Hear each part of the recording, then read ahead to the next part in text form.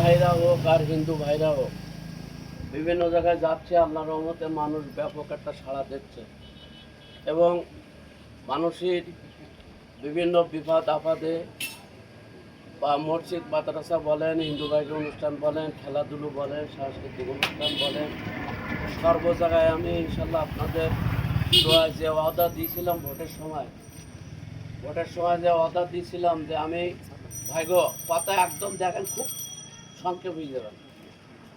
তো বিভিন্ন যে ওয়াদা আমি দিয়েছিলাম, ওয়াদাটা মূল ছিল আমার যে আমার ভাগ্যে যাই লেখা থাকুক আমি আপনাদের পাশে ভোটের পরে থাকবো।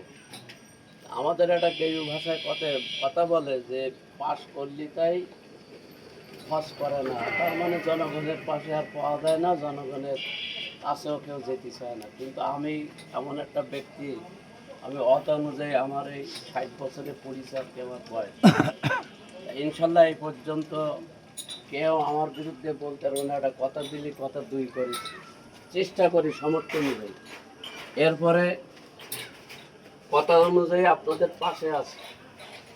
তো আগামীতে আমাদের চেয়ারম্যান ইলেকশন হোক আর মেম্বার হোক আর উপজেলা হোক হবে, এবং আগামী সপ্তাহের ভিতরে ইনশাল্লাহ জানতে পারবো কোনটা আগে হবে। কারণ আপনাদের দোয়ায় অল্প দিনই বিএনপিতে যোগ দেওয়ার পরেও ইনশাল্লাহ মিনিস্টার লেভেলে আল্লাহ তাআলা আমার যোগাযোগ করার সুযোগ দান করেছে।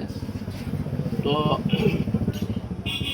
আপনাদের পাশে আমি আছি। আমার তো আপনারা ভালো রকম জানেন, আমার বলার কোনো অপেক্ষা রাখে না যে আল্লাহ তাআলা আমার যা দেশে আমি আলহামদুলিল্লাহ অনেক সুখী আছি, অনেক শান্তিতে আছি। শুধু যখন এই ভোটের মাঠে নামলাম, দেখলাম আমাদের উপজেলায় বহু মানুষ বিভিন্নভাবে অসহায়ের মধ্যে আছে, বিভিন্ন ঝুট ঝামেলার মধ্যে আছে, বিভিন্ন চোর ডাকাতির সমস্যা আছে।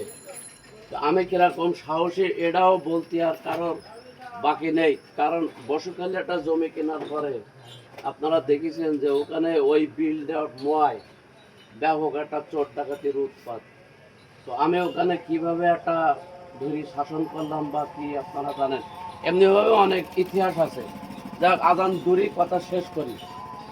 এই একটু বিস্কুট 2-3 জন দেওয়ার ব্যবস্থা করো। তো এখন আমি যদি আপনারা বিভিন্ন জায়গায় ইউনিয়ন, আজকের হলো 10 নম্বর ইউনিয়নে ঢুকেছি।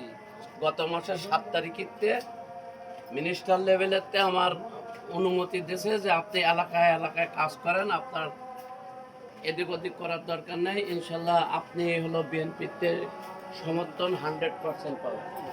তো এই নিয়ে আপনাদের দল মত নির্বিশেষে আমরা তো জামাতের একটা এমপি বানাইছি না ভাই? এখন আমরা এবারে পুষ্কার ভিন্ন একটা বানাই দেখি।